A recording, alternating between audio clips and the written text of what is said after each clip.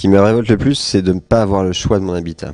C'est vrai on n'a pas trop le choix vis-à-vis de son travail, vis-à-vis de ses obligations paternelles, maternelles, de ses moyens. Effectivement, on n'a pas trop le choix de là où on vit. On vit là où il y a du travail et on n'a pas trop le choix de vivre ailleurs. Ce qui m'indigne le plus, je pense que c'est la difficulté d'accès à un logement d'une manière générale, que ce soit en location ou même au niveau propriété. C'est très compliqué, les coûts sont en général élevés, tout le monde ne peut pas avoir accès de la même manière au logement. Ce qui m'indigne, c'est la cherté des loyers et la pauvreté de ce qu'on nous propose. On a besoin d'avoir son espace, de pouvoir vivre dignement dans des choses qui sont propres, avec des mesures d'hygiène. Ce qui m'indigne et qui me révolte en matière d'habitat, effectivement, c'est le prix du logement.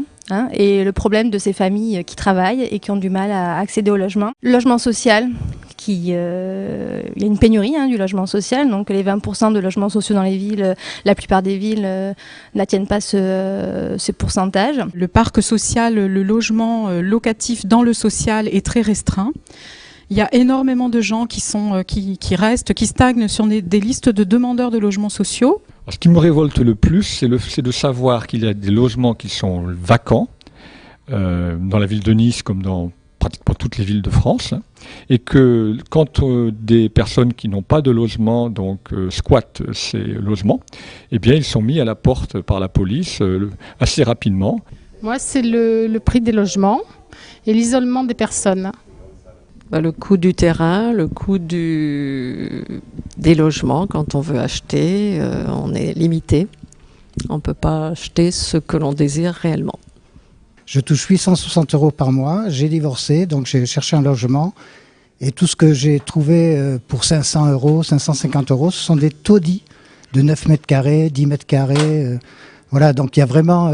l'État encourage les gens à investir dans des taudis qui louent très cher à des gens qui sont dans la précarité, quoi. Le questionnement fort, c'est que je me demande pourquoi actuellement on ne construit pas tout en BBC. C'est-à-dire en BBC ?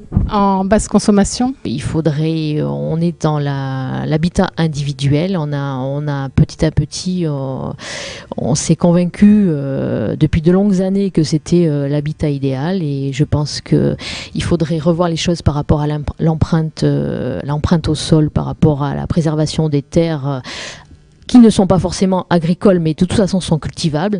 Donc pour préserver des terres cultivables, il faut vraiment aller vers un habitat collectif qui peut être très très sympathique, mais il faut vraiment revenir en arrière sur cette notion de habitat individuel qui serait la panacée. J'aurais réfléchi à un autre habitat qui serait effectivement solidaire, où on partagerait des valeurs et où on ferait chacun quelque chose dans nos possibilités. Et ça serait vraiment super. Et on est plein d'amis à être dans le même cas et dans la même recherche.